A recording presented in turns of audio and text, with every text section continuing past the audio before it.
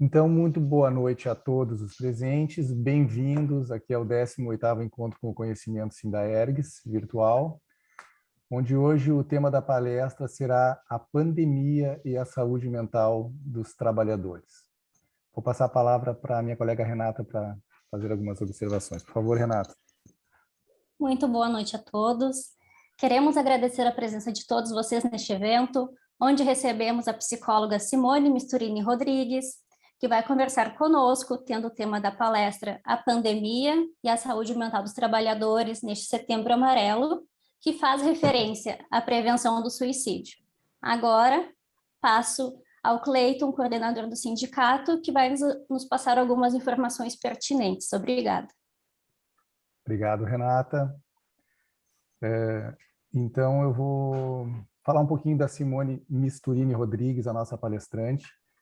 Brevemente, ela é psicóloga especializada na abordagem da teoria cognitivo-comportamental, direcionando aos adolescentes, adultos, casais, pré- e pós-bariátricos e transtornos alimentares. Também a Misturini é membro da Associação Brasileira de Apoio de Obesos e Bariátricos e também faz parte do Desobeso.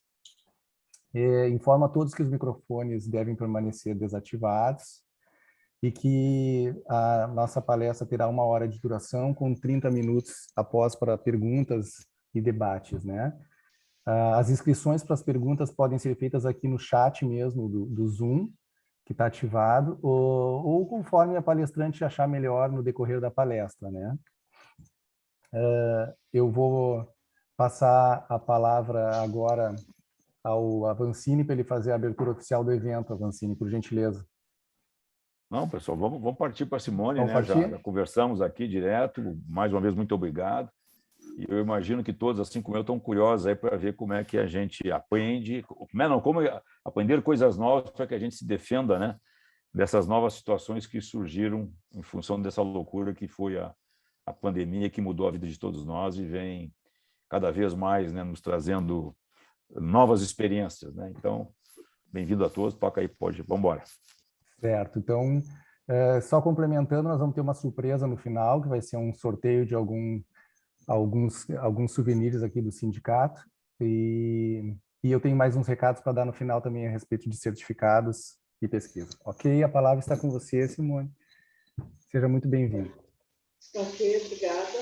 Eu quero agradecer a todos que estão presentes, ao convite da Sindaergs, né? E a gente poder, nesse momento, ficar preocupado com a pandemia, com a saúde mental dos trabalhadores e falar um pouquinho sobre o Setembro Amarelo também. Inicialmente, a gente... Só um pouquinho, por favor, Simone. O teu som está muito distante e eu não sei se tem alguém, além de mim, se tinha alguém de microfone aberto que está dando uma interferência. Agora, se você me ouve melhor? Eu acho que é o teu microfone que está dando um chiado aí, né, não sei se os outros estão ouvindo bem, mas eu estou te ouvindo bem distante. Há realmente um chiado. Eu vou pedir para a Renata e para a Caroline fecharem os seus microfones, por favor. Obrigado, Renata.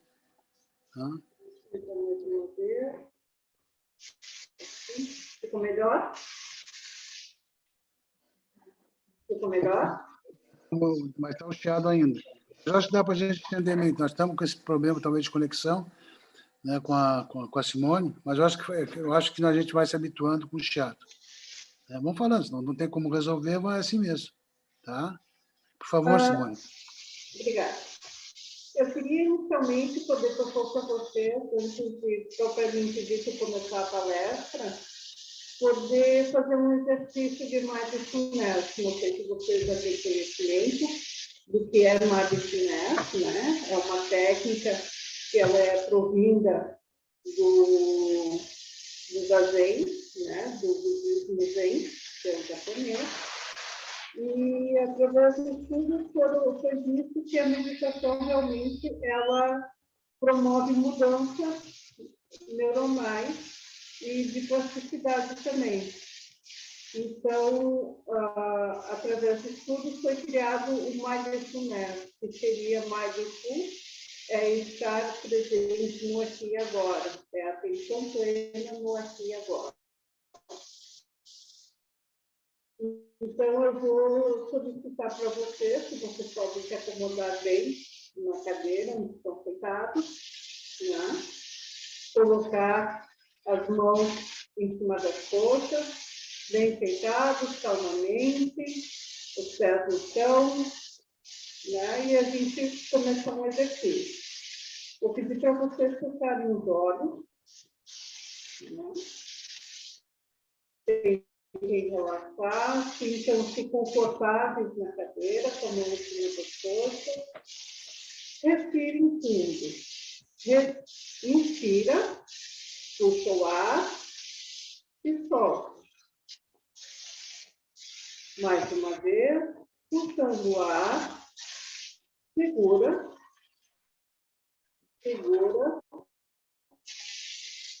solta. Lentamente, calmamente. Mais uma vez, inspira, segura e solta. Nesse primeiro momento, a gente vai fazer uma atividade de perceber o ar entrando pelas narinas. Sinta a mão no pescoço, os pés no chão, podem balançar um pouco as mãos, os pés. Percebam como vocês estão sentados, como o peso do corpo está distribuído na cadeira. Respirem. E agora vocês pensam na atividade que estavam fazendo anteriormente. O que é essa atividade que vocês estavam fazendo anteriormente deixou no corpo de vocês? Ela deixou de tensão, alguma dor, algum pensamento. Percebam como a atividade anterior esteve presente no corpo de vocês.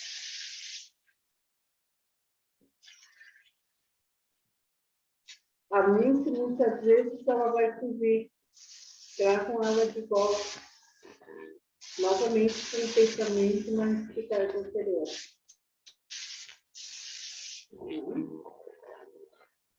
Respire fundo. Percebe novamente o ar entrando e saindo pelas narinas de vocês. Percebe as mãos.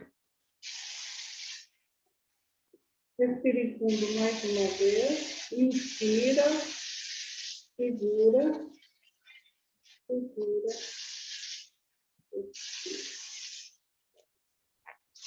Abrindo os olhos calmamente. E agora vocês conseguem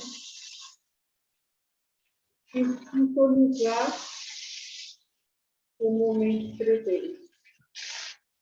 Esse exercício, ele deixa muito evidente que é muito difícil prestar atenção no aqui e agora, né? Ter essa atenção plena. E também como a mente da gente, ela foge.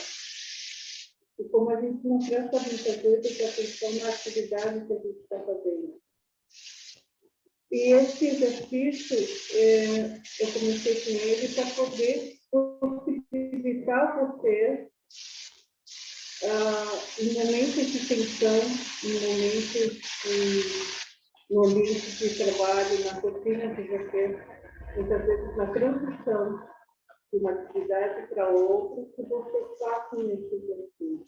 Em momentos de tensão, muitas vezes de trabalho, fazer essas 3 respirações, né? Prestar atenção, como também está o batimento do seu cardíaco, e aí seguir para uma próxima atividade. Esse exercício a gente chama ele de pausa transicional, desse Simão. É a pausa entre uma atividade e outra. É a pausa que a gente vai fazer e se conectar novamente o nosso corpo, a nossa respiração e o nosso pensamento. Então, falando sobre essa pausa transicional, justamente porque o mundo está tão corrido, está tão difícil, vou começar um pouco falando sobre o mito de Sísifo, né? Conhecido. Escrito foi um ensaio. Foi. Bom. Estava com problema, ela veio para cá para me salvar. Obrigada, filha. É importante que a gente sempre busque uma solução. Né? Isso que é importante. Verdade. Tudo. Então, eu estava falando, vocês estão me ouvindo bem agora? Tem chiado, não tem? Não. Tá, perfeito. Então, sobre o mito de Sísifo, né? Que é um filósofo, o Albert Camus, ele escreveu em 1941 esse ensaio, né? Baseado o homem vive a sua existência em busca da sua essência e encontra um mundo desconexo, né? Não sei se vocês... Sísifo, ele é um personagem da mitologia grega, né? Que ele foi condenado a repetir eternamente a mesma tarefa, de empurrar a pedra para cima de uma montanha. Quando ele quase estava chegando no topo, a pedra rolava para baixo e novamente ele descia, pegava a pedra e empurrava para cima. Quase chegando ao topo, ela novamente descia para baixo com uma força irresistível, invalidando completamente o esforço que ele tinha despendido. Então, como é que a gente... Por que falar de Sísifo, né? E desse paralelo que Camus escreveu no seu ensaio, que é a representação finita da eternidade, de uma forma cíclica, né? Ver a pedra subir, vê-la cair, descer de novo, buscar a pedra, subir novamente. Com essa eternidade fazendo sempre o mesmo movimento, a gente consegue perceber um vazio existencial, né? E esse vazio existencial, por muitas vezes, dá início à nossa história do suicídio, né? Antigamente, falar um pouco da história do suicídio, que eu acho ela bem importante. O suicídio na antiguidade, inicialmente, ele não era visto como um problema, um pecado, né? Ele era uma atitude livre de qualquer preconceito. As pessoas podiam decidir o momento da sua morte sem ter nenhum tipo de culpa em relação a isso. E aí, com o passar dos anos, né, começaram a ter muitos suicídios por essa questão existencial. E a gente se depara com a questão também, com o passar dos anos, o suicídio começou a ser condenado, mas condenado para uma parte da sociedade apenas. Os ricos, artistas, filósofos, eles poderiam cometer suicídio, mas o povo, a plebe, né, a mão de obra, ela não poderia cometer suicídio. E eles eram... E não era por uma questão de pecado, eles não poderiam cometer o suicídio, eles até muitas vezes desenterravam os corpos e deixavam às vistas da população, esquartejavam, né? Faziam, enfim, barbaridades com o corpo, para justamente no intuito de assustar a população, né? Por que assustar a população? Porque essa população era mão de obra dos feudos, né? Dos reinos. Então, eles não poderiam morrer. Eles tinham que trabalhar como Sísifo, todos os dias, eternamente, incansavelmente. Então, eles assustaram para que essa população ela entendesse o suicídio como algo terrível, né? A degradação dos corpos pós-mortem, e seria muito difícil isso. E aí, nós, novamente, com o passar, né, dos anos da história, tivemos a entrada das religiões. E as religiões começaram a condenar, virou pecado, porque uma dádiva dada por Deus não poderia ser retirada pelo homem, que seria a vida. E aí a igreja começou a condenar o suicídio, né? Então, a gente vê na história questões políticas, questões da igreja, né? Mas não era visto o porquê da causa do suicídio. E aí a gente percebe isso nos anos 80, mais ou menos, né? Começou um movimento na Europa e na América do Norte, ali em 1940, 50, mas aqui no Brasil começou mais ou menos nos anos 70, 80, e começou a se perceber que, na verdade, as pessoas que cometem o suicídio, que têm as tentativas do suicídio, elas, na verdade, elas não é por uma questão religiosa ou por uma questão de liberdade, de excentricidade, mas sim, essas pessoas elas têm um vazio muito grande, um sofrimento psicológico muito grande, e elas têm sim problemas psiquiátricos, psicológicos, que não eram entendidos no decorrer da história. E aí a gente vê ao longo de algumas profissões, né, que tiveram situações mais difíceis, como bombeiros, policiais, carcereiros, enfermeiros, enfim, eles sempre estão evidenciando a degradação, de uma certa forma, das condições de trabalho. E aí novas patologias foram incluídas nesse processo do suicídio no trabalho, né? E para falar de suicídio, a gente vai ter que falar do Setembro Amarelo, que ele foi criado justamente porque se percebeu que o suicídio ele tem que ser falado, né? As pessoas têm que poder conversar sobre o suicídio, porque também se viu na história que as pessoas elas não podiam falar sobre suicídio. Teve diversos escritores que escreveram sobre suicídio, e esses escritores viam que as suas obras eram utilizadas por grupo de pessoas para cometerem um suicídio, né?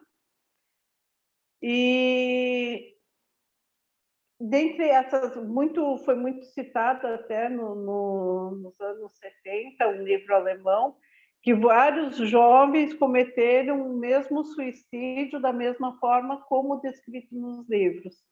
E aí parou-se de escrever sobre suicídio, parou-se de falar sobre suicídio. E começou dessa forma as pessoas perceberam que o suicídio ele começou a ter uma crescente muito grande, principalmente entre jovens de 15 a 29 anos, né? E aqui no Brasil teve um aumento muito grande também, nos últimos 6 anos, em torno de 7%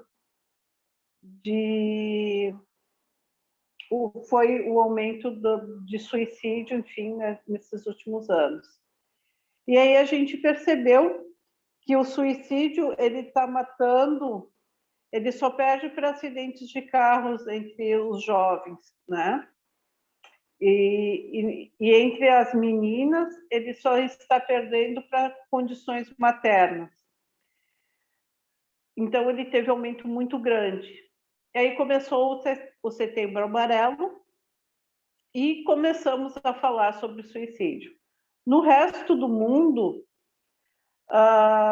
teve uma queda dos índices, que eram alarmantes, 800 mil pessoas todos os anos cometiam suicídio, né? Isso mais ou menos equivale a uma morte a cada 40 segundos. É um número muito alarmante. Mas se observou também que o Brasil, no sentido contrário do resto do mundo, ele teve um aumento de 80% dos casos, né? E isso aconteceu tanto no Brasil como nos países de média e baixa renda também. E aí criou-se o Setembro Amarelo, no dia 10 de setembro, que é o Dia Mundial da Prevenção do Suicídio. Então, o Centro de Valorização à Vida, que é muito importante falar, começou com o objetivo de incentivar o diálogo, né, do suicídio com a sociedade. Ele deixou durante 24 horas por dia, 7 dias na semana, telefones à disposição para as pessoas com sofrimento extremo poderem estar falando, estar conversando. E aí, os primeiros contatos e com o passar dos anos, foi se observando que o uso de droga, abuso sexual, discriminação, bullying e pressão por notas foi o que mais acometeu as pessoas a procurar o CVV e também a tentativa, a ideação suicida. Dentre as outras patologias também a depressão, a esquizofrenia, são os principais males de um potencial suicida, né? Os métodos mais comuns de suicídio no ranking o primeiro é envenenamento por pesticidas. Depois são armas de fogo e enforcamento.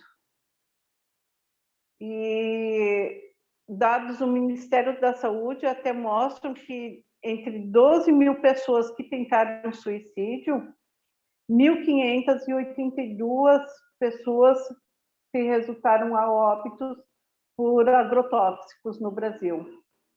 Então, a letalidade é muito alta. Depois, as armas de fogo e o enforcamento.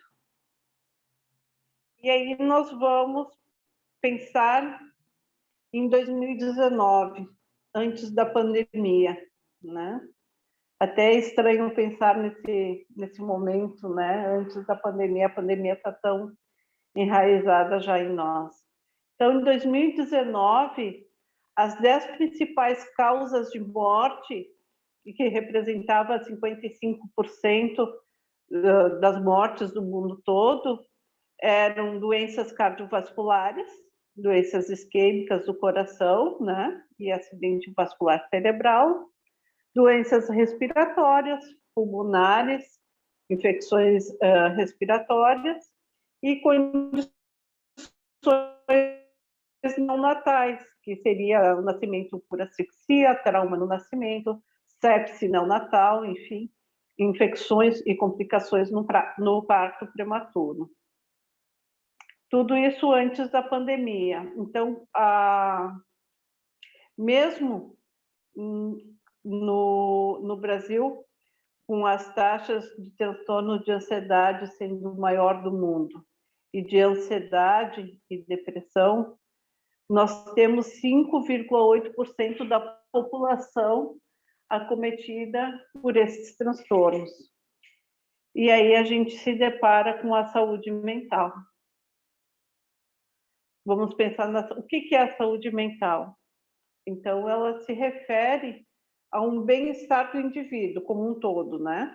As habilidades de conseguir de lidar com o estresse, de trabalhar de uma forma produtiva, de estar apto para contribuir com a sociedade. E aí a gente vê, no momento seguinte, uma disseminação do novo coronavírus, né? E aí nos deparamos com um mundo de incertezas, de como controlar a doença, qual é a gravidade dessa doença, o tempo de duração e todos os desdobramentos que vão caracterizar os fatores de risco da saúde mental. E aí, muitas vezes, as pessoas que tinham só uma suspeita da infecção, né, começam a desenvolver sintomas obsessivos compulsivos, como verificar repetidamente a pressão, a temperatura do corpo, ou cria uma ansiedade, tipo, eu estou com febre, eu já não estou sentindo gosto, eu não estou me sentindo bem, muita dor de cabeça, né? Então, essa forma de interpretar as sensações corporais, elas foram aumentadas, né? E aí, muitas vezes, até indo para hospitais, postos de saúde e congestionando todo esse processo. E aí a gente vê que o impacto do coronavírus, ele impactou muito a saúde mental, o bem-estar psicológico, né? Também porque as pessoas tiveram que mudar as suas rotinas, as suas relações familiares, né? Elas foram colocadas em isolamento, lockdown, veio absolutamente comércio fechado, bancos, escolas, igrejas, né? Isso mudando a sua rotina, não podendo estar em contato com as pessoas, não podendo tocar, não podendo, muitas vezes, até com dificuldade, porque não são todos também que possuem uma internet. Então, elas foram realmente isoladas, né? E, com tudo isso, né, aumentou muito os canais de escuta psicológica, de modo para aliviar as emoções negativas das pessoas, né? Durante toda a semana, até mesmo o Conselho Federal de Psicologia, ele abriu um cadastro, porque também as consultas online, elas estavam ainda em discussão. E aí, no início da pandemia, se abriu um canal de cadastro, onde os psicólogos poderiam atender online e poderiam se colocar à disposição desses programas de saúde para os atendimentos nas plataformas que o governo disponibilizou, né, de uma forma remota. E a gente viu que os primeiros cuidados seriam os cuidados psicológicos, até para as pessoas poderem entender o que estava acontecendo com elas. E aí envolveram daí em situações de crises, né, para aliviar muitas vezes as preocupações, oferecer um conforto, oferecer um apoio social, né? E de forma a organizar também as atividades das pessoas de uma forma segura, né? Começou a se orientar a cuidados com sono, as práticas de atividade física, as técnicas de fortalecimento das conexões em rede de apoio social, né?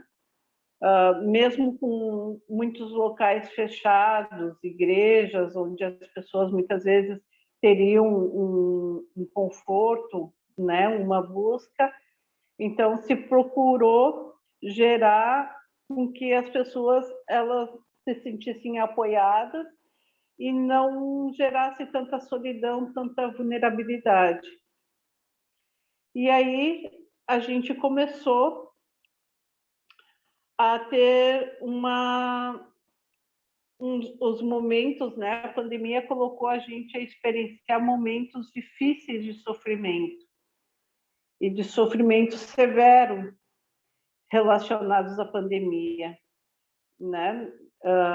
Nas intervenções com suspeitas de diagnóstico ou mesmo com diagnóstico confirmado, quando seus familiares eram hospitalizados, que passavam pela experiência da hospitalização, vivenciando a terminalidade, né, a morte de alguns familiares, muitas vezes não podendo se despedir nem acompanhar o falecido em razão da pandemia, né?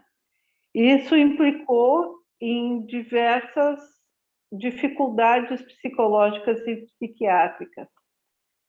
E aí, muitas vezes, o coletivo, né? Quando eu falo coletivo, me refiro à área de saúde, subestimou e negligenciou um pouco a saúde mental. E gerou muitas lacunas, né? E muitas cargas associadas a outras patologias também. Então, as repercussões psicológicas e psiquiátricas da pandemia, né, tiveram muitas emoções envolvidas. O medo, a raiva, né? E elas não podem ser desconsideradas, elas têm que ser observadas. O medo, a gente pensar em medo, é uma defesa animal, né? O medo é o primeiro sentimento do homem. Ele é fundamental para a sobrevivência, né? Ele envolve processos psicológicos e biológicos, né? No entanto, quando ele é crônico, quando ele é desproporcional, ele é prejudicial, ele é paralisante. Então, ele vai, sim, ser um componente essencial no desenvolvimento de alguns transtornos psiquiátricos. E a pandemia aumentou sensivelmente os níveis de medo, de ansiedade, de estresse, né? Indivíduos que eram saudáveis, se intensificou todos esses sintomas e criou-se muitos transtornos, né? E transtornos, muitas vezes, que eram pré-existentes, eles viraram um número muito maior. E aí o medo concreto da morte, né? Na organização familiar, no fechamento das escolas, das empresas, esse novo normal do trabalho em home office, né? Muitas vezes causou também um sentimento de desamparo muito grande, de abandono. E aí, muitas vezes, os pacientes que tinham uma gripe comum, o estresse e o medo começaram a ser exorbitantes. E aí aumenta as taxas de ansiedade, de estresse, de transtorno mental, de estresse pós-traumático, na população como um todo e principalmente nos profissionais de saúde, que se chama a linha de frente, né? Médicos, enfermeiros. E aí começou a se acentuar a disparidade social também. Aí os níveis baixos de educação, a cultura humanitária começou a diminuir, né? Começou a ter o estigma de diminuindo as faixas sociais, né? Começaram a fazer também ações preventivas para que isso não ocorresse tanto, né? Preventivas e emergenciais. Então, implicações psiquiátricas da pandemia, elas foram para diversas esferas, entre elas nas equipes multidisciplinares, com psiquiatras, com enfermeiros, com psicólogos, né? A gente buscou uma comunicação clara envolvendo todas as atuações dos reguladores, né? Esclarecendo a população, estabelecendo um serviço seguro de aconselhamento e, principalmente, o acolhimento. O que é o acolhimento? O acolhimento, ele vai ser uma escuta, sem preconceitos, sem nenhum tipo de ação reativa, né? É apenas ouvir, é fazer escuta, é acolher o sentimento do outro de uma forma empática. Então, os profissionais de saúde mental, né, psicólogos, psiquiatras, começaram a desenvolver esse papel nas linhas de frente no gerenciamento das emergências, a buscar acolher o maior número de pessoas da população em geral. E aí a gente viu que, além dos efeitos da pandemia, da doença em si, né, o Covid-19, ela trouxe outras doenças, né, além da ansiedade, a insônia, o isolamento social fez a gente, por um lado, conter o avanço da pandemia, né, mas, em contrapartida, ele causou diversas crises de medo de contrair o coronavírus, o medo exacerbado, crises de pânico, agorafobia, né? Pessoas com, muitas vezes, depois de um isolamento, confusão mental, se perder na rua até, muito comum, isso foi levado muito em consultório também. E a gente priorizou com as pessoas fazer um tratamento onde vai se manter as rotinas sempre bem estabelecidas. Por que manter as rotinas bem estabelecidas? Porque a saúde mental, ela trabalha junto com a disciplina, né? Então, estabelecer a hora de acordar, fazer as refeições de uma forma... porque quando começou a pandemia, também começou a loucura por fast food, né? Então, isso também gerou diversos problemas. Aí a gente retomou uma alimentação saudável, uma hidratação para a pessoa descansar, fazer as refeições, descansar, aí trabalhar, com horário de início e fim de trabalho, né?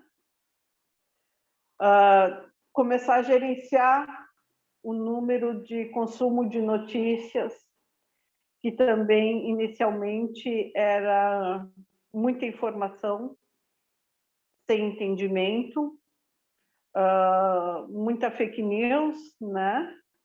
E aí conseguir gerenciar essa notícia, ver a fonte, ver o que estava certo, o que não estava, conseguir controlar todas essas emoções que as notícias desencadeavam, né? Os desconfortos, e no momento, muitas vezes, de isolamento, realmente sozinho em casa, né? De conseguir lidar com tudo isso. Importante manter as rotinas de autocuidado, por exemplo, não ficar de pijama o dia todo, não relaxar nos cuidados diários de higiene, ajudar na manutenção e na sensação de bem-estar, manter a rotina alimentar, né? Vigiar seus pensamentos, monitorando. Muitas vezes tu tem ideias catastróficas, alarmistas ou muito pessimistas, então fazer um gerenciamento, né? Porque esses pensamentos, eles vão paralisando as pessoas ao invés de motivar. E aí a gente também tem que fazer esse gerenciamento. E uma técnica muito utilizada é o mindfulness, para que a gente consiga parar esses pensamentos negativos, né? Esses pensamentos que vão nos paralisando, e limpar a mente naquele momento. Aproveitar o tempo para exercitar uma habilidade. A autoobservação, ela é muito importante, porque se tu também não te observa, não observa como está teu corpo, como está tuas emoções, como está teu pensamento, tu não consegue muitas vezes refletir sobre a própria vida. E isso também é um sinônimo de saúde mental.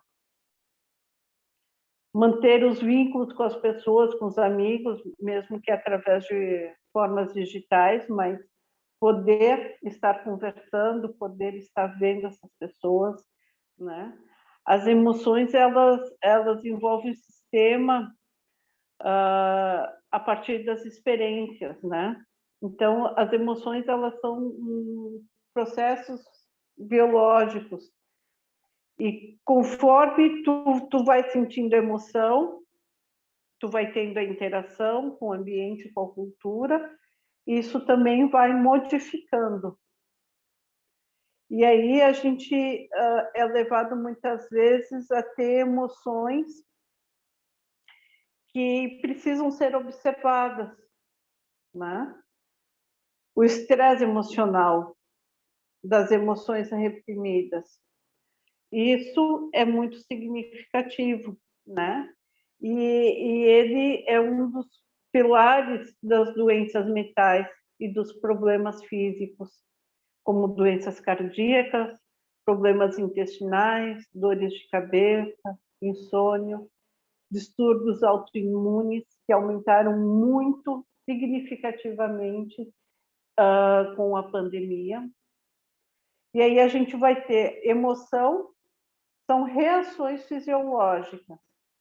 Então, vamos pensar nos tremores, na sudorese, a falta de ar, ou o ar partido, né, que a gente tem, ataque cardíaco, boca seca, dor de barriga, tensão muscular, que muitas vezes a gente não percebe e até trabalha todo tenso, todo contraído, ou até mesmo dorme dessa forma, né?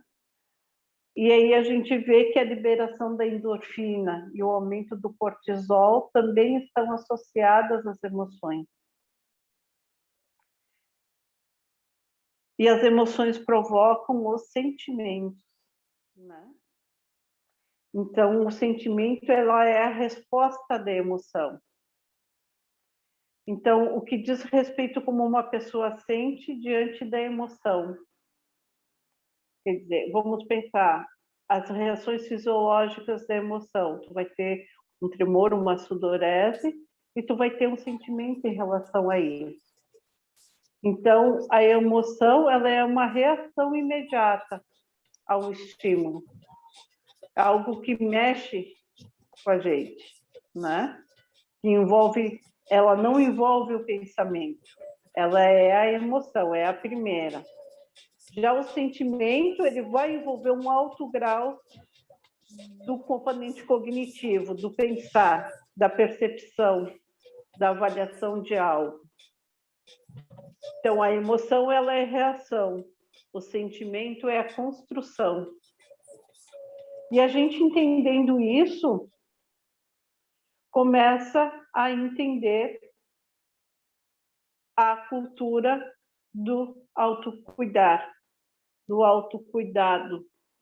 E a gente precisa entender que só quando nós nos entendemos, conseguimos fazer a nossa leitura corporal, conseguimos entender o que é sentimento, o que é emoção, o que é pensamento, e separar isso, a gente começa a se conhecer.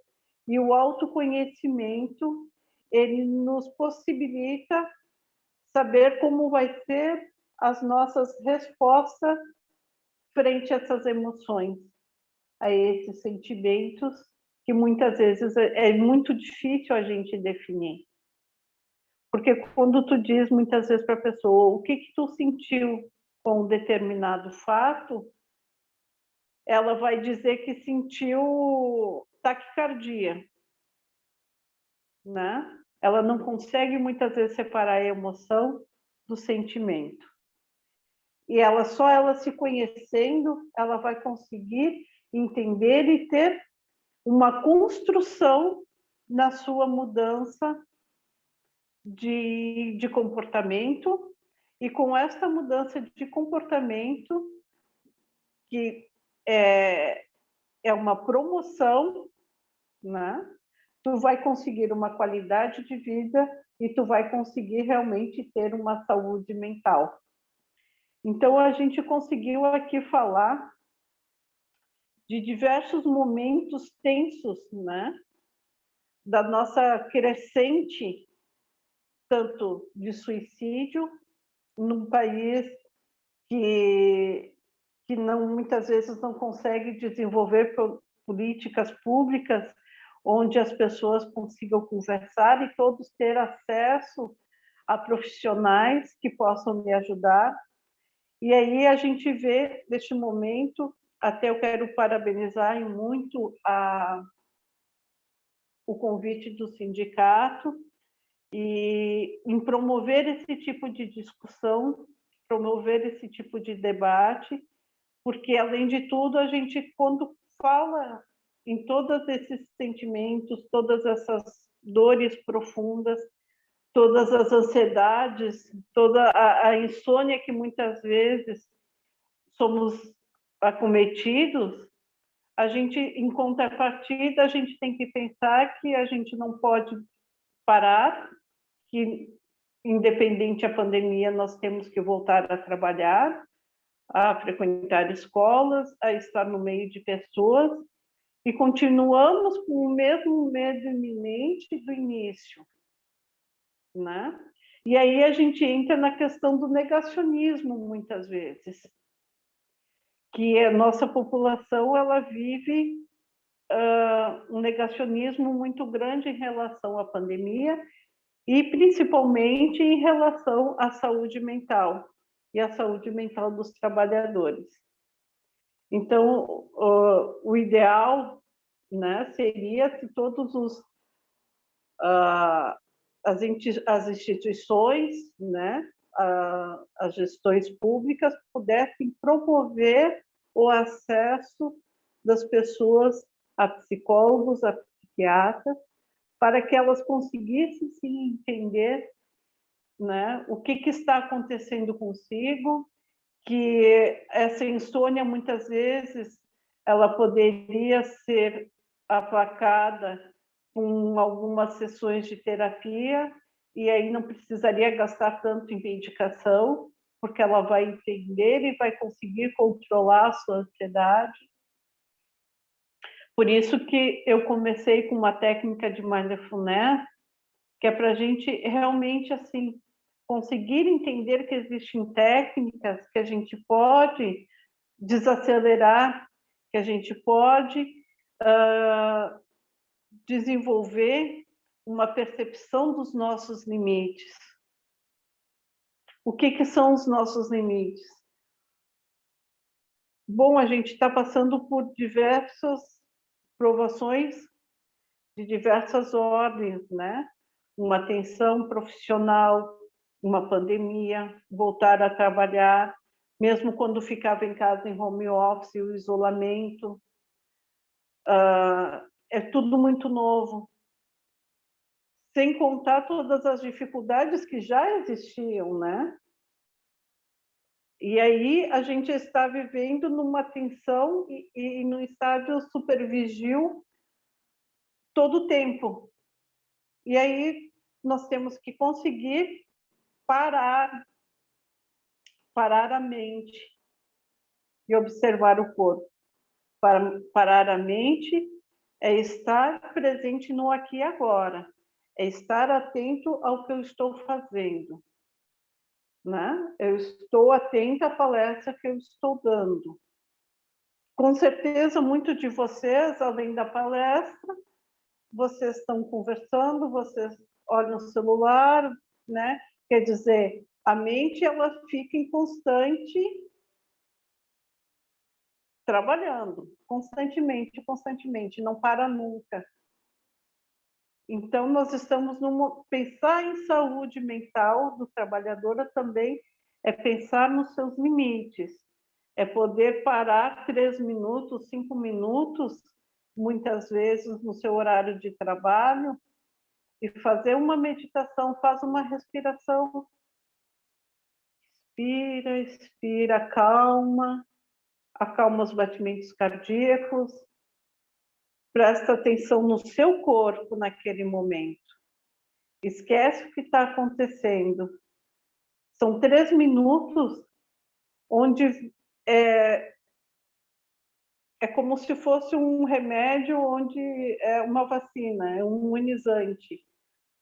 Se tu respeita os teus limites, se tu consegue fazer, né, toda essa atenção plena ao teu corpo, tranquilizar a mente, com certeza, no restante do tempo que tu vai trabalhar, tu vai estar mais concentrado, vai ser mais dinâmico e vai trazer melhores resultados, né? A saúde mental, ela começa com a autoobservação, ela começa com a quebra de preconceitos e de paradigmas que muitas vezes a gente tem, até com os profissionais da área, né? De muitas vezes uma resistência em não buscar ajuda, uma resistência infundada, né?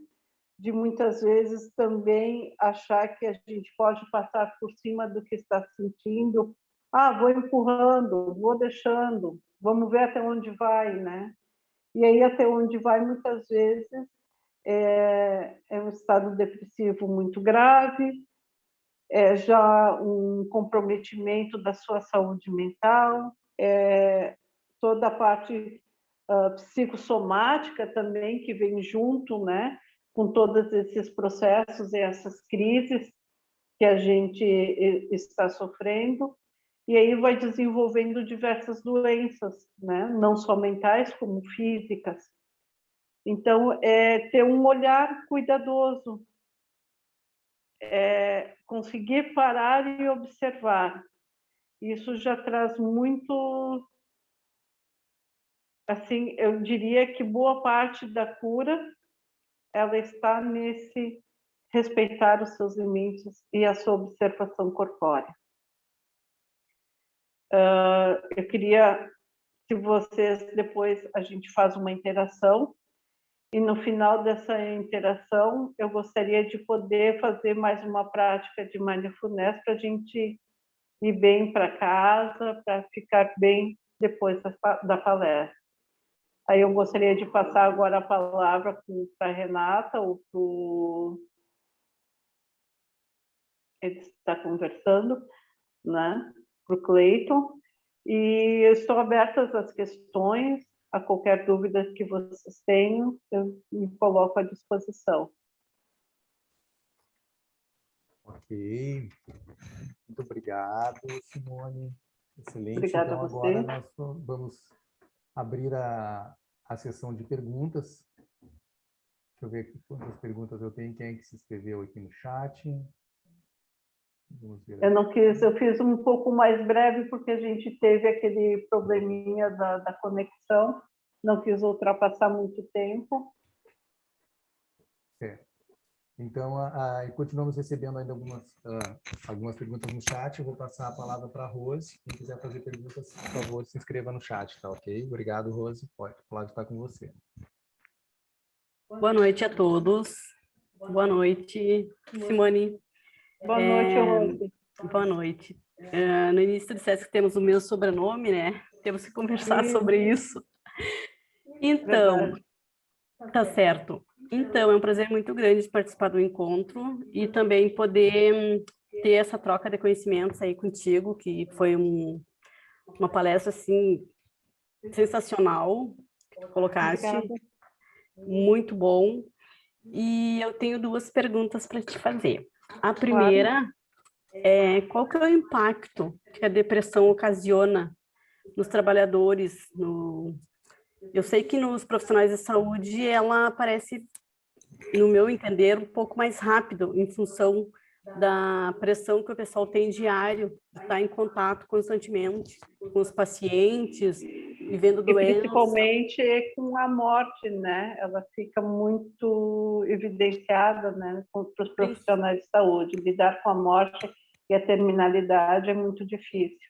Com certeza. Mesmo que para eles sejam normais, né, entre aspas. Claro. Principalmente nessa época da pandemia, que aumentou, né, o número de óbitos e foi muito grande, né? Está sendo muito grande ainda, embora a gente tenha aí a vacina que aparentemente está diminuindo, mas ainda a gente tem. Então, a primeira pergunta vai mais direcionada para a questão do impacto que a pandemia está causando nos trabalhadores, nos profissionais em geral, não somente na área da saúde. Certo. Assim, tu queres me fazer as duas perguntas? Ou Posso, tu queres claro. que eu... Tá, eu anoto. Perfeito. E a segunda é se, como tu falasse bastante no nível, na questão da depressão, da ansiedade da depressão, se existe níveis de depressão e como é que eu faço, eu como uma pessoa leiga no assunto, como é que eu faço para identificar em que momento eu posso me dar conta que de repente eu estou caindo ou entrando num nível de depressão, se é que existe níveis de depressão. Tá. Assim, o impacto que teve nos trabalhadores, ele foi muito extenso, em diversas áreas, né? A gente sabe, sim, que nem comentamos, nos profissionais de saúde, o impacto foi muito grande, porque eles estão diretamente ligados à questão de vida e morte, de terminalidade. Isso é, para nós, só vendo os números numa notícia, já é muito impactante, né? Estar presente ali é muito mais. Mas aí também, se a gente pensar a nível Brasil, a gente está em meio a crises políticas, né? Essas crises políticas ocasionam essa perda financeira eminente, ocasionam fechamento de estabelecimentos, perdas de emprego, e todos essas incertezas, né? Elas impactam as pessoas de diversas formas, de formas psicossomáticas, muitas vezes na negação da própria pandemia, né? E não tendo os cuidados necessários, como a gente viu, diversas aglomerações, festas, né? Enfim, que aí tiveram que fechar. E como é que esses trabalhadores eles ficam? Totalmente desamparados, como eu falei, as políticas públicas elas não estão e elas não investem na saúde mental, né? Infelizmente, elas não investem porque é muito caro e muitas vezes é mais barato a pessoa tomar remédio, né? E que muitas vezes, na maioria das vezes, se elas fossem tratadas, se elas fizessem uma terapia, muitos dos problemas poderiam ser solucionados, né? Por vezes, sim, com auxílio medicamentoso, por vezes, somente com terapia. Então, o impacto foi muito grande e a gente vai ter... Eu acredito que, com o passar dos anos, num futuro muito breve, a pandemia de saúde mental ela vai ser maior do que a própria Covid-19, porque é muito mais extenso os danos causados pelo isolamento, pelas incertezas, por esse medo iminente, né? As fobias que foram causadas também por conta da Covid, e sem contar que a nossa sociedade, ela também, ela não estava numa saúde mental perfeita, né? Então, o agravamento dessas pessoas, o adoecimento mais profundo dessas pessoas que já tinham algum tipo de transtorno aumentou também consideravelmente. E fazendo uma sequência em relação à tua segunda pergunta, sim, existem níveis de depressão, existem níveis de ansiedade, né? Existe uma depressão leve, existe depressão grave, existe uma depressão crônica. Dentro da própria da depressão só, ela vai ter vários níveis e ela vai ter vários tipos de depressão, né? E da mesma forma a ansiedade, né? Até chegar a um toque, que é uma ansiedade generalizada também. Então, isso foi um crescente muito grande.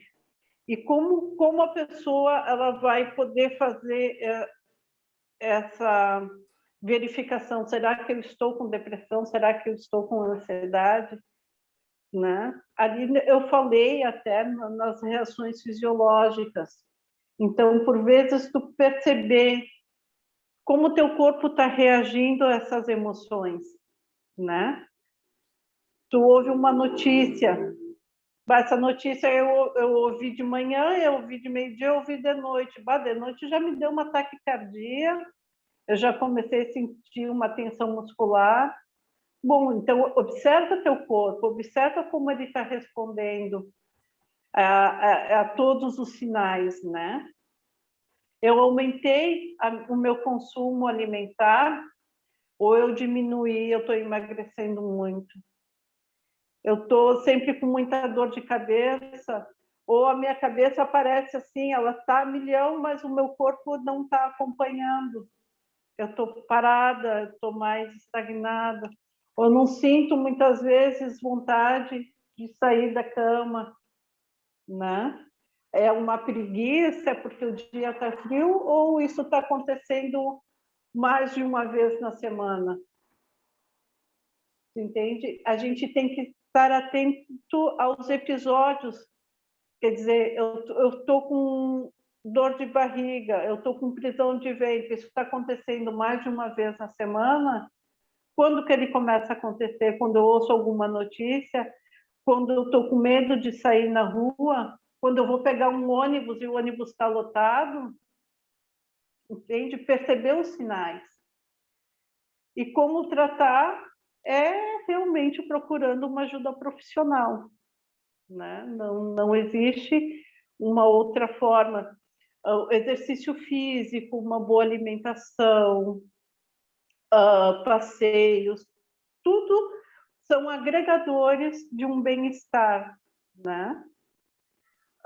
De uma saúde boa, mas nenhum invalida o outro, né? E nem mesmo o atendimento profissionalizado, né? Um psiquiatra, um psicólogo, ele vai conseguir fazer tu ter um repertório, uma quantidade, te conhecendo, tu começa a ter repertório para saber, bom, isso eu posso, eu quero e eu devo. Tu consegue perceber teus limites, tu consegue poder dizer não e poder também dizer o sim sem culpa, né? Seria mais ou menos isso. Perfeito. Muito obrigado pelo esclarecimento. Espero e mais uma ter sido vez clara. Foi sim.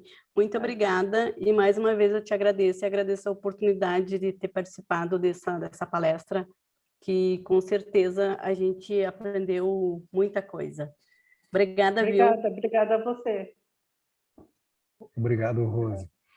Passar a palavra ao diretor Jorge Avancini, por gentileza. Avancini. Obrigado, Cleiton. Bom, Simone, parabéns aí pela palestra, um tema muito importante, eu acho que aflige a todos nós. Eu teria, na realidade, duas perguntas, né, que eu queria te fazer. Eu tive uma experiência de suicídio na família muitos anos atrás, né?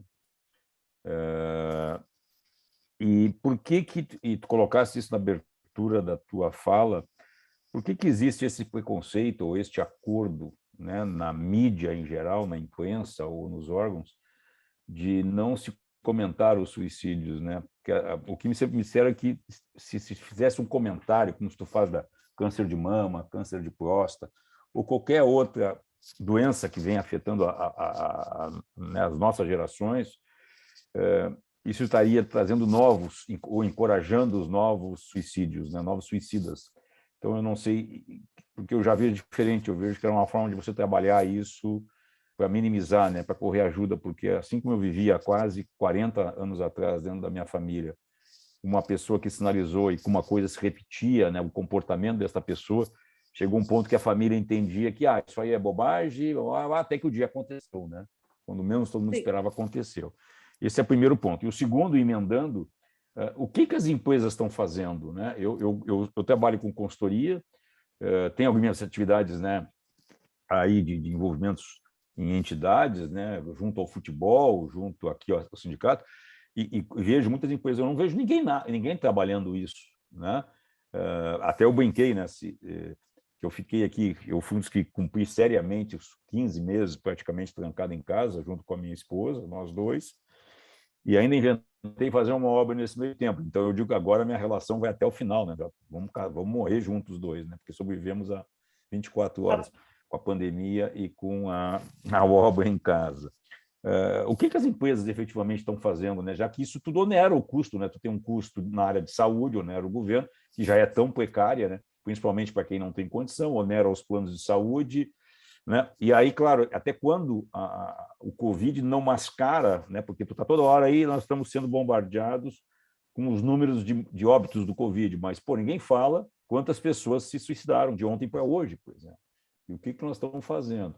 Então, e eu acho que esse é um tema também que nas empresas que eu passei em outras épocas, né, até empresas de grande porte, multinacionais, nunca tinha programas de você trabalhar a ansiedade, né? Até porque eu sempre vivi em empresas de muita pressão, de muita cobrança. Então, porque isso é um tema novo, então, né, eu acho que eu fiz aí uma grande salada de fruta te perguntando, resumindo, Não, por que não se na divulga verdade, no um seu se trabalho, conecta ao outro, né? né? Por que as empresas não têm programas para ajudar os seus, né, os seus colaboradores, né? E como é que tu, de alguma maneira, como é que a gente muda isso? Né? Claro, eventos como estão fazendo contigo, eu acho que é um caminho, mas me parece um caminho ainda, muito caminho para fazer, muitos tijolinhos temos que colocar nessa estrada. Né? Obrigada, Jorge, pelas perguntas.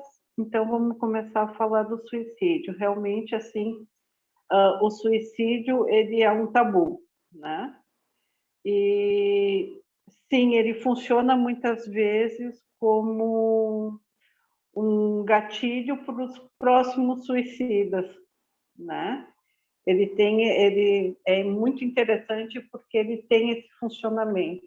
Até recentemente, teve uma série no Netflix que falava sobre o suicídio. Uma menina, ela cometeu suicídio, adolescente, e ela mandou como se fosse uma carta para todas as pessoas que, de certa forma, tiveram envolvimento com a decisão dela de cometer o suicídio. Essa série até ela foi retirada, foi muito polêmica, né?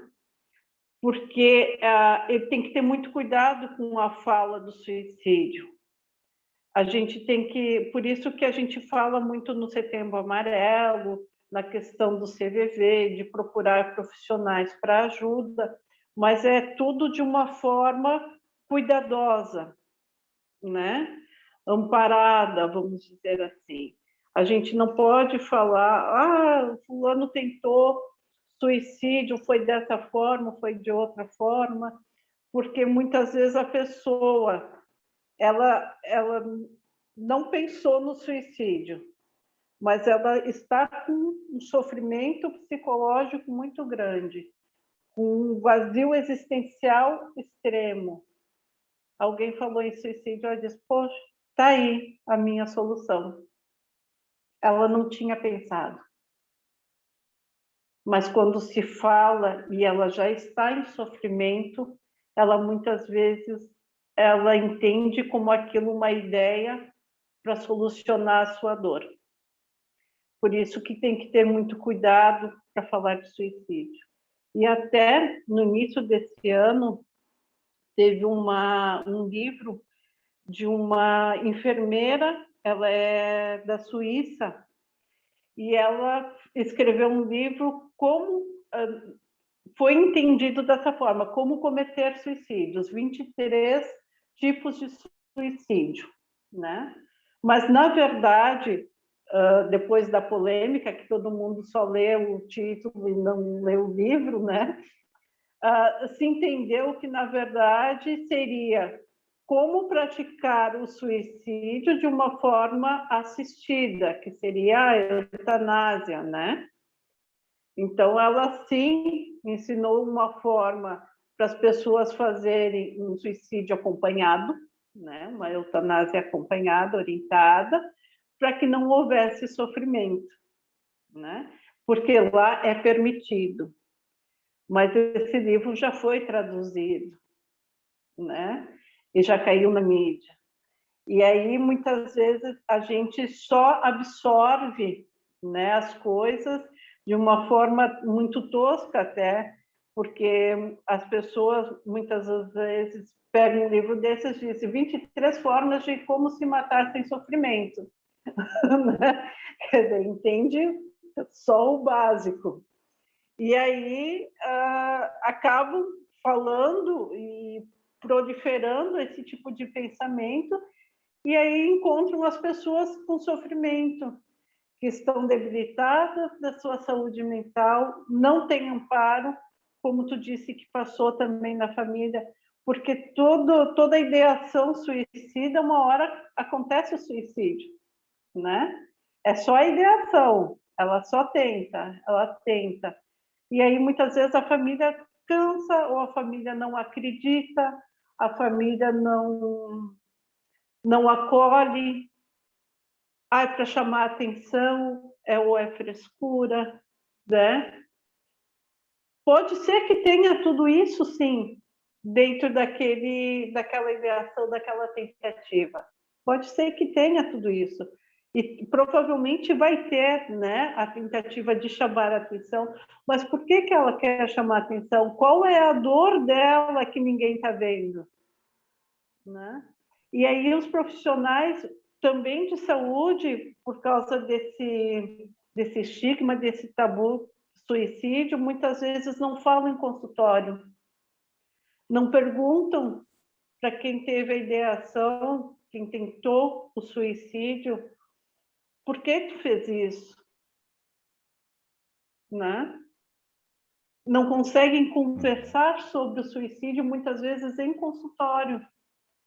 E aí são tabus, né? Uma questão cultural que a gente tem que vencer. E só quando a gente conseguir vencer que também os números do Brasil vai conseguir baixar. Porque por que países desenvolvidos teve uma baixa muito grande na questão do suicídio e países de renda mais baixa, e o Brasil é o ranking, né? Teve um aumento assustador de mais de 80%. Porque as pessoas, elas têm muitos preconceitos, elas têm muito tabus em falar, mas falar de uma forma cuidadosa, né? Não é explicitar o suicídio, mas entender a dor desse suicida. Não minimizar o sofrimento dele. Porque o problema é quando a gente acha que é só que é só chamar a atenção. E não, fazendo isso, a gente está minimizando a dor dele. E cada tentativa de suicídio, cada ideação que ele fez, ele está com uma dor e ele está gritando por ajuda, né? Dando sequência nas questões que tu disseste, assim, das empresas, não existe um interesse na questão da saúde mental.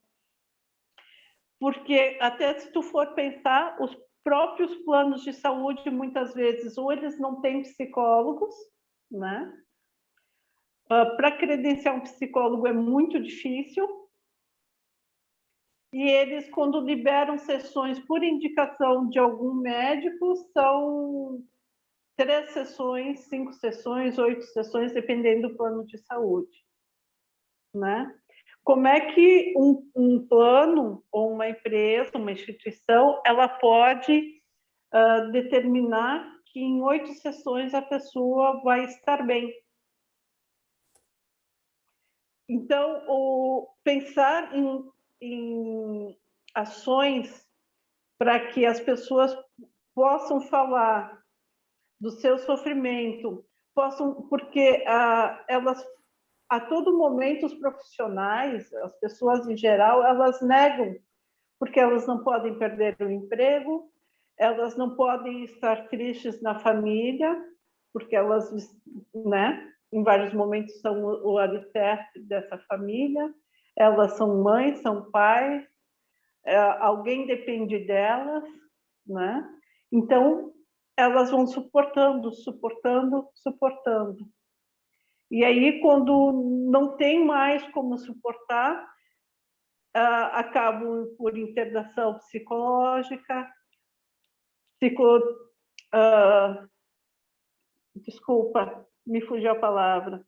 Enfim, somando as questões da sua saúde mental, as questões corpóreas, né? Deixando um corpo doente, trazendo, e aí é muito mais barato, vamos dizer, ela vai num posto de saúde, ela consulta, pega o remédio, ou compra, e vai para casa. Ela trata o corpo, a patogenia. Agora, um atendimento, como ele é entendido? O atendimento psicológico, ele é extenso, então ele é oneroso. Só que, olhando de uma forma como investimento, se as pessoas, se as políticas públicas, se as empresas incentivassem mais a busca de profissionais na área da saúde mental, não tivesse esse preconceito, trabalhasse mais dentro das empresas, como vocês estão fazendo, através de palestras, de esclarecimentos, as pessoas, elas vão procurar. Automaticamente, elas fazendo uma terapia a longo prazo que eu digo assim, 6 meses, 1 ano, né? Seria um médio e curto prazo. Elas não vão precisar ir no médico, elas não vão se ausentar das suas atividades, né? Elas vão estar bem, elas vão conseguir passar as adversidades delas, as adversidades que muitas vezes o trabalho impõe, e elas vão conseguir ficar bem, né? Então, é uma forma diferente de pensar, e que muitas vezes as pessoas, elas estão acostumadas, por uma questão cultural, a achar que psicólogo ele é oneroso, mas na verdade é o contrário, né? Num médio e longo prazo é um investimento. Uhum. Não sei se fui clara, se pude te atender nessas questões.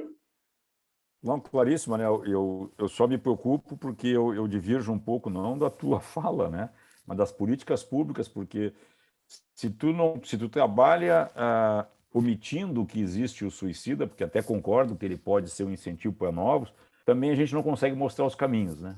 Como é que na a gente vai buscar, verdade, né? é através de ações como o Setembro Amarelo, da divulgação do CVV e de trabalhos dos profissionais de saúde hoje, podendo conversar mais sobre o suicídio, mas de uma forma onde não crie gatilhos para propensos suicidas, né, entenderem isso como uma forma de aplacar a dor. Eu acho que sim, é válido e tem que se conversar, e a ideia é exatamente essa, poder falar mais sobre suicídio, né, mas de forma esclarecedora. Legal. Valeu, muito obrigado aí, parabéns. Obrigada a você. Obrigado, Ciro. Obrigado, Jorge Avancini. Vou passar a palavra, então, ao Leandro Milani. Por gentileza, Milani, para fazer a sua pergunta. Boa noite a todos, boa noite, Simone. Boa noite, Parabéns Leandro. aí parabéns pelo conteúdo. Eu sou um cara oriundo de recursos humanos e acho que essa discussão é fundamental. Eu não tenho necessariamente uma pergunta, mas é justamente uma consideração acerca do que o próprio Avancini falou e você complementou brilhantemente. Eu trabalho com algumas empresas no conceito de consultoria e vejo que, além do problema da questão da saúde mental, porque as pessoas estavam no isolamento e com uma sobrecarga de mídia muito forte, aguda, né? Dizendo, não sai, tu vai morrer, e por aí afora, a gente vê hoje um contraponto das pessoas que se acostumaram com esta vida, e eu tenho exemplos dentro da minha própria casa, e que, em tese, não querem voltar a trabalhar, né? Ou pelo menos não querem voltar no presencial, né? Porque acham, inclusive, que rendem muito mais a partir do trabalho, do teletrabalho, como estão chamando, né? A empresa do meu genro, por exemplo, deu cadeira, deu computador, paga a internet, paga o vale-refeição e deixou eles em casa por opção, né? E eles se sentem muito mais à vontade. Mas o contraponto em algumas empresas estão me chamando, e aí eu vou conversar contigo, Simone, num outro momento, justamente para fazer o quê? Para trabalhar a cabeça das pessoas para este retorno. É bem isso. E é interessante essa colocação. Oi? É que falhou um pouco a ligação, achei que tu tivesse terminado. Eu não ouvi, Mônica. Tá, continue. Tá. E aí, assim, o que eu tenho percebido, né? Além dessa questão da pressão que houve pela própria pandemia, as pessoas voltam hoje com um referencial, inclusive, de remuneração diferente, né? Meio estagnada, digamos assim, não que tenham cortado salários, mas estagnados, porque as próprias empresas estavam acostumadas que o governo subsidiava alguma coisa. Então, essa questão da saúde mental, ela passa por um contexto muito maior do que essa questão própria do pós-pandemia. Eu não parei de trabalhar nunca, né? A Avancini ficou aí, mas ao mesmo tempo ficou em casa trabalhando, e sei que outros, né? A Eliane está aqui, que eu sei que praticamente não parou. Então, assim, acho que a gente tem que se preocupar, e nós, como sindicatos administradores, promover eventos. Você vê, até a questão de interessados no assunto. Eu convidei pessoalmente uma infinidade de pessoas que não estão aqui, né? Então, assim, até que ponto as pessoas estão realmente preocupadas com a sua saúde mental, que envolve pós-pandemia, financeira e por aí afora, né? Quantas famílias se separaram, se excluíram aí por conta dessa questão da pandemia e hoje não sentem a necessidade do retorno. E isso é preocupante, porque ainda acho que o conceito da família, a organização, a instituição família, acho que é a base de tudo ainda. Desculpe me alongar isso, Simone, mas não, foi considerações. Simone, tu permite eu pegar uma carona? Simone, permite pegar uma carona na questão que o Milani abordou muito bem. E aí, voltando um pouco à minha pergunta, para tu fechar. E o legal que é o seguinte, eu trabalhei sempre em empresas que sempre nos levaram a estresse muito no cumprimento de metas, né, resultados, né? Sim. E que isso também é muito, talvez, o motivo de, somado a tudo isso que a gente está conversando e que a pandemia trouxe, talvez a um grande estresse, a uma grande depressão dos executivos, né? Que não conseguindo cumprir suas metas, vem aí a pressão de perder emprego. E aí as empresas não fazem nada. Como é que a gente vê isso, né? Como é que tu apoia o gestor lá, o executivo, o colaborador, enfim, quem está lá na ponta? Como o Leandro falou, e complementando, Jorge, eu acho que assim essa preocupação e essa leitura que vocês têm, ela está perfeita, né? Porque boa parte dos profissionais, eles têm essa noção. Eu trabalho muito mais, eu rendo muito mais em casa. Pode ser que para alguns, sim, alguns profissionais realmente eles se concentram mais porque não tem um colega, porque não tem a hora do cafezinho, e eles, né, baixam a cabeça e existe uma dedicação. Outros, existem uma aparente um aparente rendimento, porque eles levantam, né? Aquela coisa, passa o dia de pijamão, estão trabalhando, não estão vendo ninguém, não estão falando com ninguém. Então, se eles precisarem trabalhar 7, 8 horas, 10 horas, 12 horas, eles vão trabalhar, né? Só que eles não estão se dando conta que isso tudo, num futuro muito próximo, vai trazer muitos problemas em termos da sua saúde mental, né? Porque a interação social, ela é um dos pilares da humanidade. A gente precisa da interação. E as pessoas entendem hoje né, a forma digital como suficiente para essa interação, e ela não é, né? Daqui a pouco a gente está vivendo isolado e falando só por redes, né? No sentido, mesmo tendo outras pessoas em casa, que já acontece isso em diversas famílias. Então, está criando-se um afastamento total. E as pessoas precisam voltar a aprender a olhar no olho, a conversar, né? A ter o toque. Isso é fundamental para o ser humano. Eu não sei se a gente vai passar por alguma mutação que vai, daqui a pouco, não existir mais o olho no olho e a gente vai aprender a lidar com isso, mas como na estrutura hoje nossa, enquanto ser humano, isso vai causar diversos problemas em termos de saúde mental. E aí sim precisa se observar até que ponto a liberação desses profissionais para ficarem em casa, isso não vai trazer mais problemas futuramente para essas empresas. Porque daqui a pouco esse profissional... Oi, Leandro. E Simone, a gente está falando aqui num pós-pandemia, mas eu pesquisei e li aí há pouco tempo atrás que, segundo os dados da Organização Mundial de Saúde, em 2019, nós já tínhamos cerca de 20 mil brasileiros que pediram afastamento por doenças mentais, afastamento do trabalho por doenças mentais. Então, nós somos um ranking, né? Eu hoje não tenho uma referência de número ainda do 2020 e 2021. Isso é de 19, antes de pandemia. Foram aqueles dados que eu apresentei antes para vocês, né? Que a gente já era, 80% da população já tem algum tipo de depressão e de ansiedade, né? E isso, na verdade, a gente só está acelerando esse processo. E aí as pessoas acham que ficar em casa vai ter mais conforto, mas o isolamento social que também elas estão se promovendo, né? Ele vai ocasionar outros danos.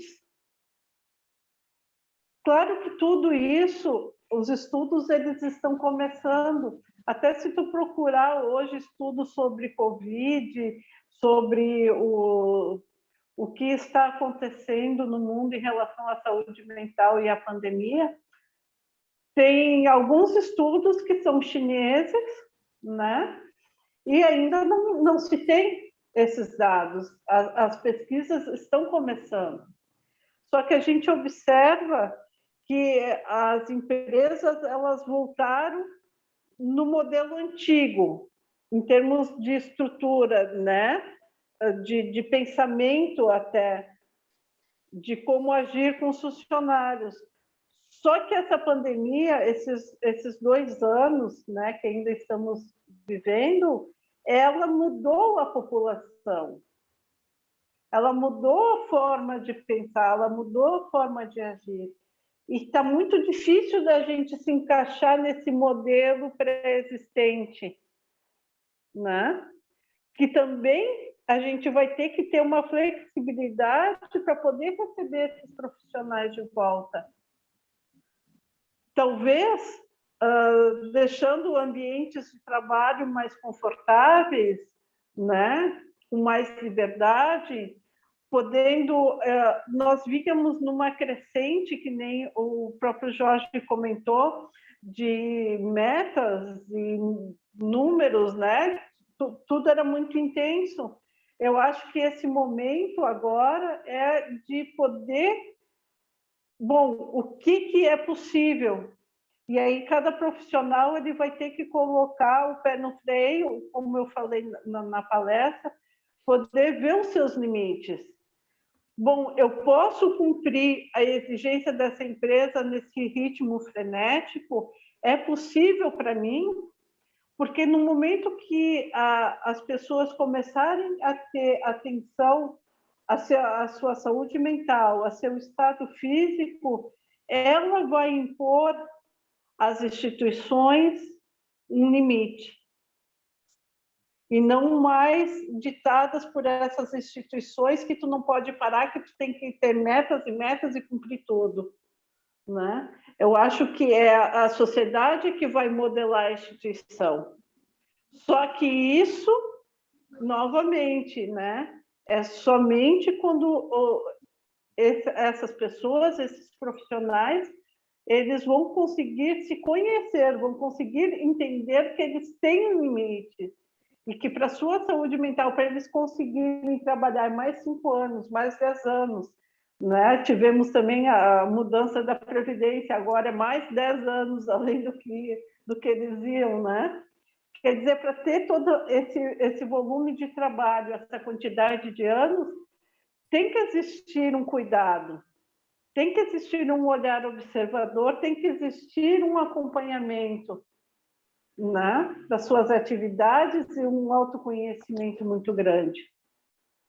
E aí as instituições vão ver que elas vão precisar se dar conta que o investimento na saúde mental, o investimento em profissionais de saúde mental para os seus funcionários, elas vão ter a certeza que esse profissional ele não vai adoecer com tanta frequência, ele não vai se afastar da empresa, ele não vai precisar de tantas internações. Mas aí a gente tem que mudar e poder falar sobre saúde mental, que é um tabu muito grande ainda, né? Eu creio que te respondi as questões, né? Eu acho que foi mais ou menos dentro disso as tuas colocações. Oi? Tá ok. Mas tem o lado bom, Simone. Quando é que eu ia estar assistindo uma palestra boa dessa de pijama em casa, tomando café da mamãe ainda? Isso com certeza. Né? Com certeza. Porque, na verdade, assim, eu acho que a gente tem que encontrar o meio termo. Antes a gente estava muito a 8, daí se foi a 80. E agora a gente tem que realmente, assim, o que a gente pode fazer? Bom, eu preciso que o profissional venha trabalhar. Então, vamos deixar um ambiente mais descontraído, talvez, né? Que ele possa ficar, talvez, mais horas de trabalho, mas com mais liberdade, né? Outros formatos de exigências, para que a gente encontre esse caminho do meio e encontre uma solução que seja bom para a saúde mental das pessoas, dos profissionais, e seja lucrativo também para a empresa, né? Perfeito. Ótimo, obrigado, Cida. Obrigado, Leandro. Eu vou passar a palavra a Doris Weiss, então, para fazer uma colocação. Esta é a... Obrigada. Na verdade, é uma colocação, não é nenhuma pergunta, mas, em primeiro lugar, parabéns. Obrigada, o tema é Doris. realmente extremamente relevante e eu vivi não uma experiência de suicida, mas sim de doença mental, né, de saúde mental na família. E eu percebo assim, na verdade, meu entendimento desse cenário todo, tudo já foi dito, né? Milani trouxe um ponto aí, e o Avancini também, daquilo que eu vejo como vivência corporativa, que realmente nada é feito, né? E a busca, muitas vezes, é justamente para que o mecanismo funcione, e não a preocupação humana, né? Nessa dinâmica toda. Mas, assim, o que eu gostaria de contribuir? Primeiro que Na verdade, todos nós somos, de alguma forma, no meu entendimento, com muitas arestas a serem tratadas, porque nós somos resultados de outros seres que trazem traumas, transferem traumas, e a gente se desenvolve em inúmeros ambientes, que são ambientes doentes, que cada um traz as suas doenças, a gente acaba se desenvolvendo aí, acumulando essas heranças, né, da saúde mental de cada um que transita na vida da gente. Então, é importante, num dado momento, a gente se situar dentro dessa construção de cada um. E o fato do isolamento, no meu entendimento, eu sou uma pessoa que preciso muito de contato humano, demais, assim, e conto muito com os meus amigos, eu tenho amigos de uma vida inteira, e o que me preocupa com relação ao suicida ou à depressão, porque vamos dizer que a suicida é o limite, o ápice do sofrimento que alguém não suporta mais, e ele busca, né, fugir disso. Mas antes disso, a gente tem pessoas do nosso lado, e eu entendo que cada um de nós tem um papel importante de estar olhando para pessoas com quem a gente se relaciona, que a gente respeita, que a gente ama, mas olhando e vendo a pessoa, e não só passando os olhos. Ficar atento para o amigo, para o irmão, para a mãe, para o pai, e observar, porque a pessoa que está doente, na verdade, ela nega, ela não aceita. Porque, como tu mesmo disseste antes, né, Cida, existe Simone. uma negação. Simone, existe uma. A gente corre o olho e está ali a Cida. Simone, existe uma negação e um preconceito histórico de que quem procura psicólogo é louco, né? E esse preconceito afasta as pessoas a ponto delas negarem a busca da ajuda, porque elas entendem que elas podem ser compreendidas como loucas. E, na verdade, o psicólogo ou o psiquiatra são médicos que nos ajudam a transpor dificuldades que a gente está enfrentando, assim como outros especialistas de outras áreas, né? Então, assim, enquanto nós não tirarmos esses preconceitos e entender que nós precisamos de ajuda e que todos nós estejamos atentos às pessoas mais próximas para ajudá-las, porque muitas precisam ser conduzidas na busca dessa ajuda, a gente vai ficar fazendo um trabalho de formiguinha, como o Avancini falou, tijolinho por tijolinho, né?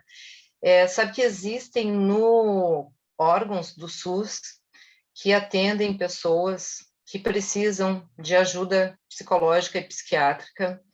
O governo não divulga, o governo não traz isso como uma informação acessível para a sociedade, de uma forma em geral. Eu precisei buscar ajuda para atender uma pessoa da minha família, que eu percebi que essa pessoa precisava de ajuda, e era minha mãe, eu tive que interferir, levar minha mãe à força, na verdade, para ela consultar, porque imagina, mais velha, ela não queria aceitar isso, e eu fiz isso para protegê-la de si mesma, né? E eu vejo que muitas vezes a ação que a gente tem que tomar, e existem caminhos para serem tomados, é de proteger a outra pessoa dela mesma. Então, assim, era esse comentário que eu queria fazer, o quanto é importante a gente estar com os olhos muito abertos e olhar as pessoas mais próximas da gente para tentar ajudá-los, né?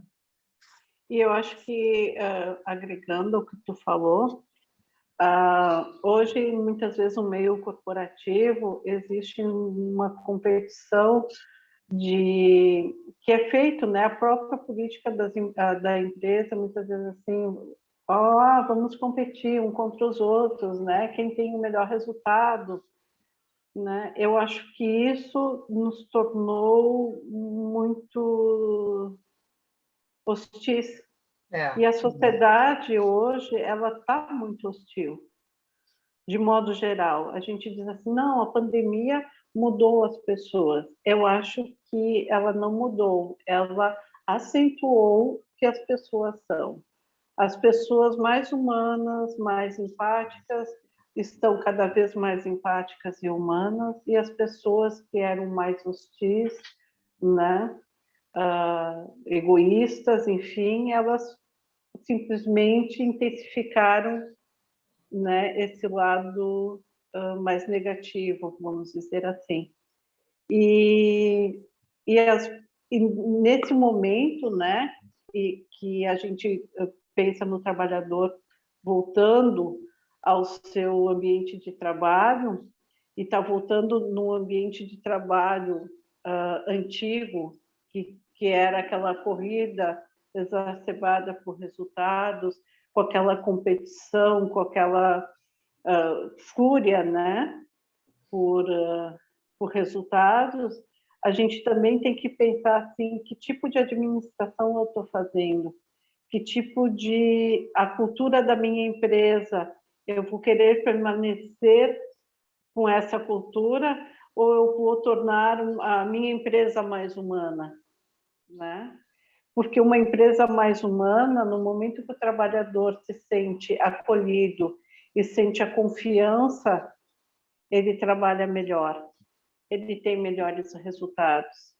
Então, essa forma errônea que muitas vezes os administradores, de modo geral, isso é uma questão mundial, né? Tem de cobranças, de formas de trabalho enlouquecedor, ela não traz um melhor resultado, ela só está, em curto prazo, adoecendo o seu trabalhador. Uhum. Né? Ela adoece os trabalhadores. Né? Então, também pensar que, de repente, assim, eu posso fazer a diferença, eu vou adotar políticas mais humanas, eu vou mudar a forma de tratamento, eu vou mudar a forma de cobrança. Isso é um grande diferencial, né?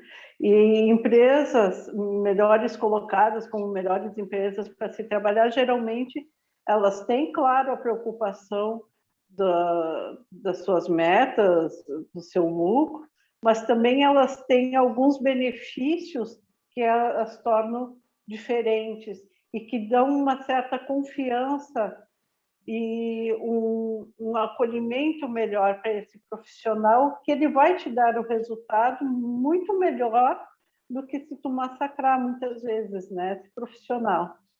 E quando tu falou referente à questão familiar, de saúde mental, né, quando a gente muitas vezes chega na questão assim, eu tive que fazer uma intervenção para protegê-la dela mesma, né? Quanto tempo também a tua mãe ficou em sofrimento, porque às vezes a gente não tem esse olhar cuidadoso para quem está próximo, né?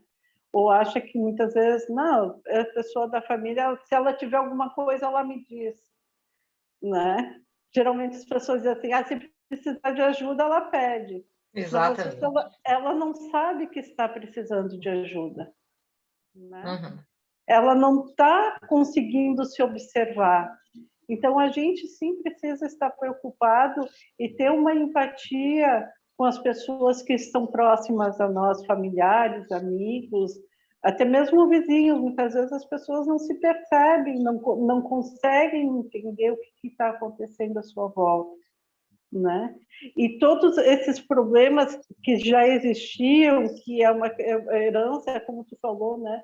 Herança de uma cultura e uma herança familiar, muitas vezes as questões de saúde mental só aumentaram, elas somatizaram com a pandemia. E agora elas são muito grandes, por isso que nós, profissionais de saúde, a gente está falando, sim, uma pandemia de saúde mental, porque as pessoas não estão se dando conta de como elas estão e quão grave é tudo isso que está acontecendo, né? Até mesmo o que o Leandro falou, elas não querem voltar ao seu trabalho, né, ao modo presencial. Isso é muito grave, né? Porque elas não estão querendo ter contato com os colegas de trabalho, com as outras pessoas. Elas não estão empáticas a saber assim, como é que tu está, né? Aquele bom dia de manhã, isso faz a diferença. É mais ou menos isso. Obrigada, Simone. Obrigada a você. Obrigado, Cida. Obrigado, Doris. Vou dar só 2 recadinhos aqui, vou passar a palavra ao Milani, tá? Nós estaremos enviando amanhã o certificado aqui do curso, do comparecimento ao curso, e também uma pesquisa de avaliação que é muito importante para a gente continuar com um processo que a gente tem contínuo aí de melhoria contínua. Então, por gentileza, Milani, a palavra está contigo. Eu não pedi a palavra, Cleiton. Desculpa, eu me confundi. Eu só cocei a orelha. Jorge Avancini, meu querido diretor, por favor. Cleiton, eu acho que tu pulou o Paulo, né? O Paulo estava na frente do Milani. Correto, é que o Paulo perdeu a conexão e aí nós estamos sem o Paulo no momento. Então, tá. Ele já avisou. Tem mais alguma pergunta?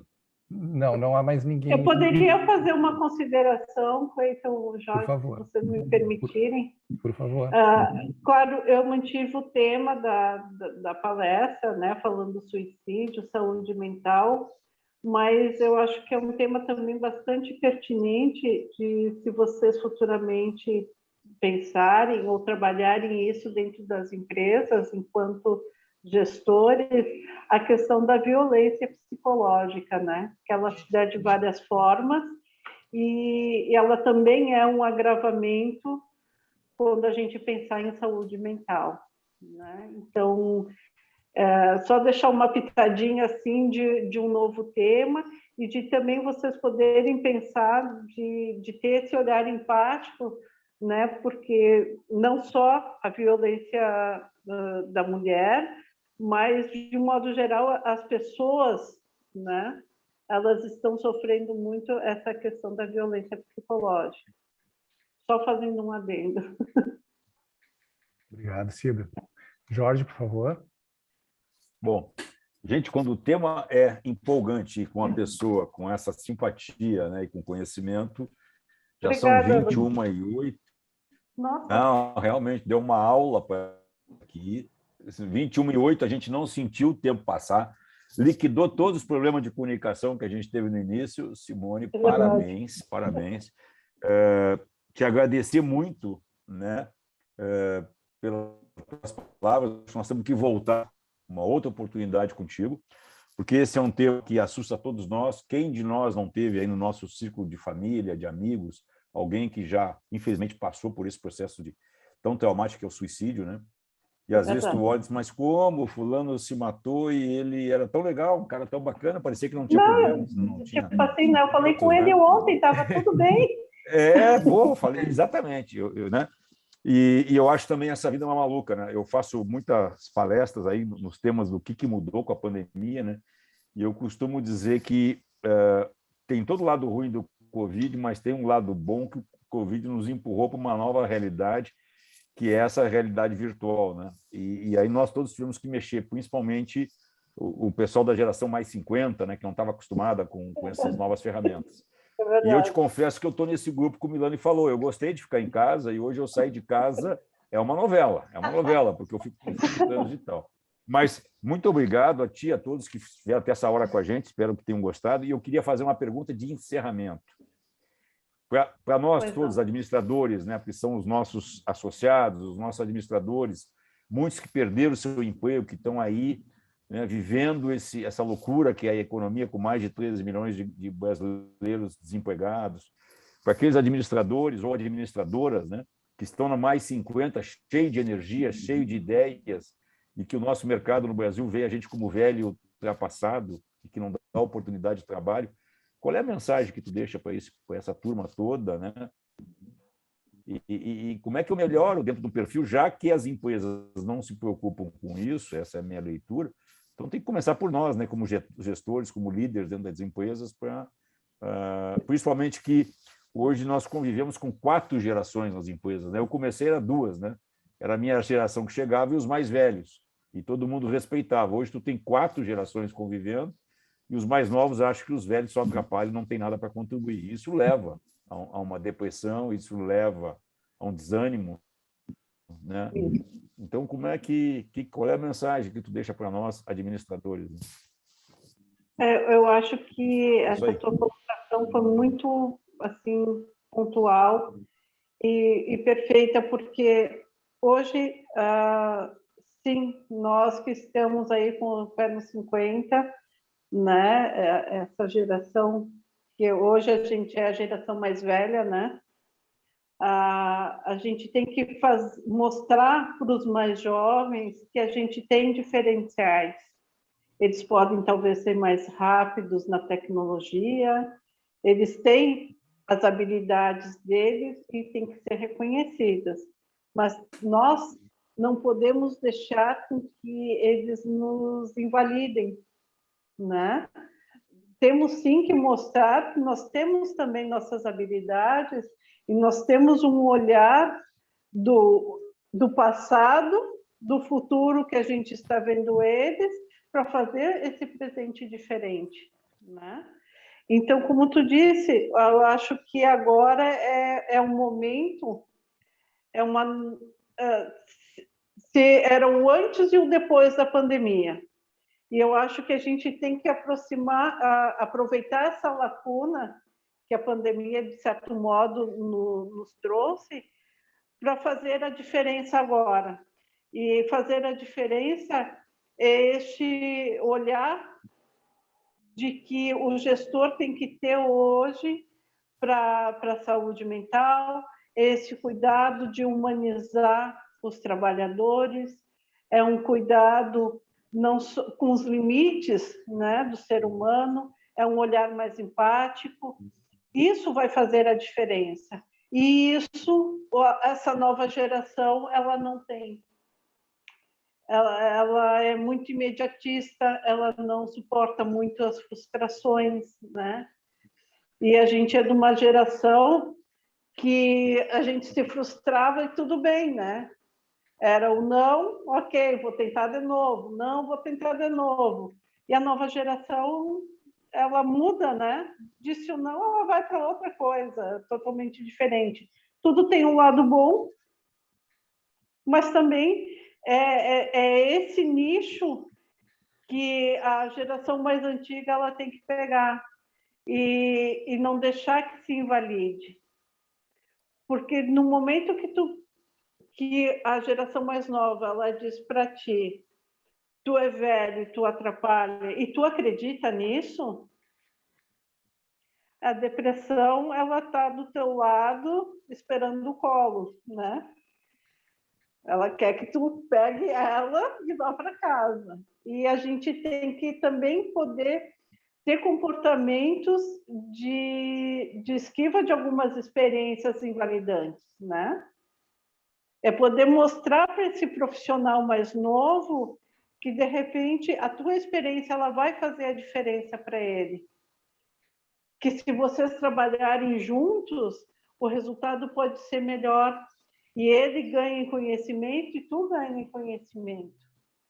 A gente tem que parar o embate e tem que procurar ser empático e poder trabalhar junto, né? E mostrar para justamente essa empatia, porque não é o mais novo que vai ser empático com a geração anterior, mas é a geração mais antiga poder mostrar isso para os mais jovens, né? É o nosso papel dizer não, para, né? Botar limite, dizer não funciona dessa forma. É aquela coisa, saber o dizer não na hora certa, né? E de modo nenhum permitir a invalidação dos teus conhecimentos, da tua experiência profissional e da tua experiência de vida. Isso, em momento nenhum da vida da gente, a gente pode permitir que o outro faça, que invalide o que a gente sabe, o que a gente é. Legal. Simone, o desafio está lançado para ti. O próximo tema é o conflito da geração mais 50 e como é que a gente convive com essas 4 gerações, né? Porque hoje tem gente de 20, de 30 e de 40 anos, né? São conceitos diferentes, então. E eu vivo essa realidade aí nas consultorias que eu passo, então está aí o desafio. Tenho conversado muito com a Doris, com o Paulo e com o Leandro sobre isso. E é um tema, porque aqui nós estamos num pessoal mais maduro, né? Ou como a turma jovem gosta de dizer, mais old school, mas é que quando dá os problemas que a turma jovem causa, eles vão buscar no old school para resolver a bronca. Tio, vem me ajudar, porque Deu bronca aqui. Bem assim. Então, esse é o próximo tema, o desafio para ti. Aí, a hora que tu quiser vai ser um prazer, porque essa, inclusive, é uma linha, para tu saberes, Simone, que nós vamos adotar no sindicato, provavelmente a partir de 2022, que é justamente valorizar essa coisa no Brasil que os administradores, né, a partir de 50 anos, são considerados ultrapassados, velhos, e que tu não tem oportunidade de trabalho que, diferente de outros países mais de cultura, como o próprio americano, na América ou Europa, né? Mas, enfim, mais uma vez, obrigado. Gente, 21h17, baita palestra. Obrigado pela presença de todos. Não esqueçam de responder o questionário, é importante. Simone, estamos à tua disposição e depois voltamos a falar sobre esse desafio aí dos mais 50. Com certeza, está lançado e está aceito. Legal. Um grande abraço e parabéns a todo mundo. Bom descanso. Obrigada, Pedro, a todos. Bem. Obrigada. Obrigado a todos. Boa noite. Obrigada.